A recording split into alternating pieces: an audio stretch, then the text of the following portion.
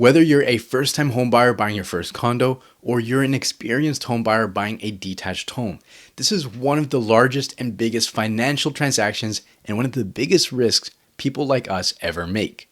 And you already know one small mistake can cost you tens of thousands of dollars, or even worse, leave you stuck with a home that you regret buying. Being a realtor for almost 10 years, I have seen buyers fall into many different traps that can be avoided. And in today's video, I am revealing the most common mistakes that people make, whether it comes to buying a condo or buying a detached home, and I'll show you exactly how you can protect yourself from making these mistakes. And the goal of this video is to save you time, money, and stress. So let's get into it. So mistake number one, stretching your budget too thin. It is so tempting to reach for that dream home, especially in a competitive market. But here's the reality, buying at the top of your budget can leave you vulnerable to any changes down the road. So here's where buyers actually go wrong. First of all, some buyers ignore hidden costs. A home buyer often thinks only about the mortgage and your monthly mortgage payments, but are not considering your other monthly expenses. This includes property taxes, which you have to pay every single year. It includes home insurance, maintenance costs of the home, strata fees if you're purchasing in a strata. These can add up to thousands of dollars every single month that you might not even be ready for. Another thing to consider is job changes, unexpected expenses, or interest rates rising. All of these things can put a large strain on your finances. So here's a pro tip, and I'll give one for every mistake that these buyers are making. So the pro tip for this one is get approved for a mortgage, but look to purchase below your maximum approval. That way you can leave room for future expenses and you're not totally maxing out your monthly budget. Aim to keep your housing costs under 35% of your gross income for financial breathing room. Mistake number two is skipping the right kind of inspection. Skipping a home inspection or not getting the right one is a mistake that can cost you thousands. Different property types have different risk, and a basic inspection might not cover everything. So here's what to watch out for. In older homes, you want to double check the foundations, make sure there's not any structural cracks. You also want to be aware of asbestos and outdated electrical. A typical professional inspector will be able to help identify these issues. They can identify structural cracks. They can identify a potential source of asbestos, but they will not test the asbestos typically. You'll need to take that and send it to a lab. An inspector can tell you that this may be an issue structurally, but you may need an engineer to confirm. Now, when it comes to purchasing a condo or a townhome, the inspector that you hire might focus on the interior of the unit, but is not reviewing the whole building itself. That's why it's so important to review strata documents and the building's financials, depreciation and engineering reports if they're available, or even hire an inspector with an extended scope that they will review the roof. They'll climb on the roof themselves. They will go through and look at the mechanical and electrical room of the strata building. Some inspectors won't include this in their scope and others will.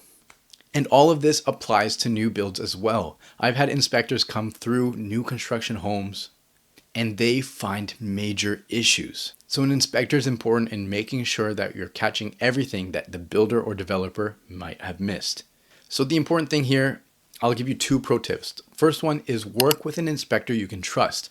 Either work with your realtor who knows many inspectors that have done work for them in the past and they could vouch for their effectiveness and their professionalism. But the second thing is to review the scope of the inspection. Oftentimes before the inspector will come and inspect the home, they will send you a contract or an agreement that outlines the scope of what they will cover and not cover in the inspection. So double check with your realtor and double check with the inspector to make sure you know what is included in the scope of the inspection and what typically isn't. Mistake number three is letting your emotions drive your decisions. And don't worry, I get it. For a lot of people, buying a home is an extremely emotional process. It's easy to fall in love with a home that is beautiful on the inside. You can picture your family living there, your dog running in the backyard. But it's important to not let your emotions take over, because a rushed decision can lead to buyer's remorse or you making an expensive mistake. So these are the actual mistakes. Overpaying, because emotional attachment can cause buyers to overbid for a property, especially in a hot or very competitive market. Sometimes I've seen buyers overlooking flaws because they fell in love with a home. Suddenly they're happy to take on in a home that's beautifully renovated.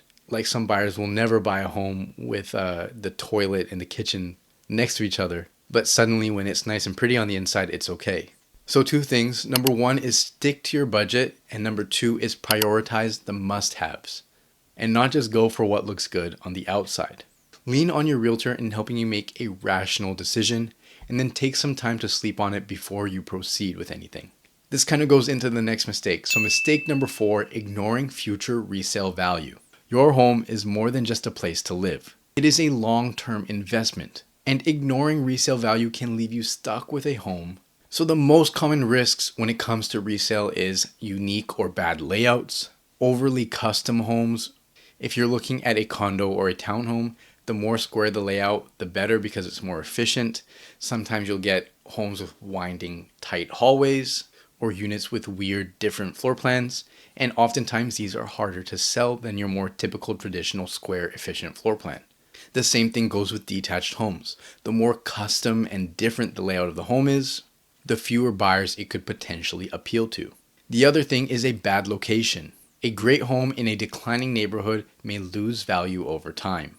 So a pro tip is choose a property with a universal appeal. Functional layouts, good school districts, and walkability means it will always be in high demand. Mistake number 5 is underestimating closing costs. Many buyers focus on just the purchase price, but forget about closing costs. And sometimes closing costs can add an additional 2 to 5% of the home's price, which can be tens of thousands of dollars totally unaccounted for. So the biggest expense typically is property transfer tax. This is 1% on the first $200,000 and then 2% on the remainder up to $2 million. So on a $1 million home, you can potentially pay up to $18,000 in property transfer tax. That's a lot of money. There's also GST, which is applicable on new or never pre-owned homes. This is a 5% additional cost on top of the purchase price. And then there are legal fees and other utilities. So the solution here is to work closely with your realtor and ask for a detailed breakdown. You need to understand the closing costs so that you're not surprised at the finish line. Mistake number 6 is not researching the right neighborhood. Even the perfect home is totally not worth it in the wrong neighborhood. Buyers often focus on the property and ignore what's happening around it. It's important to look out for future development. New projects can affect your view, privacy, or even the flow of traffic. And then you also want to know what's happening in the community. Is the area up and coming or is it in decline? So 2 solutions here. The first one is reviewing the OCP of the city, the official community plan. Here they will go through what is actually planned for the neighborhood, any changes in zoning, what type of projects are upcoming in the neighborhood. And then the second one is visiting the property at different times of the day. Because when you're there for your showing, let's call it 2 to 4 on a weekend, it might be quiet, or if you're viewing on a weekday, people are at work. But you want to understand what the area is like at all times of the day. How is it in the evenings, on the weekends? Is it a high traffic area for people going to restaurants and bars in the evenings? So after your showing, consider spending a night out in the neighborhood. Okay, mistake number 7 is not working with the right realtor. A skilled real estate agent is not just there to open doors. They are your best defense against costly mistakes. Here is why having the right agent is really important. First of all is market expertise. They understand local market trends. They can help you understand true property values. Realtors also can help you with negotiations. An experienced agent often pays for themselves when it comes to saving you time and money when it comes to negotiating contracts and negotiating better terms for you. And then the realtor can also help protect you. They will assist you with the due diligence. They'll make sure they're drafting a contract that protects you. The seller is trying to change something in the contract or push you in a certain direction. You can lean on your realtor to help you understand if that is a good decision for you and your family. So make sure you're interviewing multiple realtors or you're working with a realtor that has a track record of success, because who you're working with can have a big impact on what happens to you in your purchase and the purchasing process. If you're working with the wrong realtor, pretty much every mistake that I've mentioned here in this video is more likely to happen to you. So in conclusion, buying a home is a huge milestone. Congratulations. But these mistakes can cost you tens of thousands of dollars or turn into a huge headache. But because you watched this video, they're not going to happen to you. If you found this video helpful, please like the video. It does a lot to help me out. And if you like videos like this or are interested in market update videos, be sure to subscribe. If you're thinking about buying a home or have any questions, check out the description or leave a comment below, and I'll see you guys on the next video. Thanks for watching.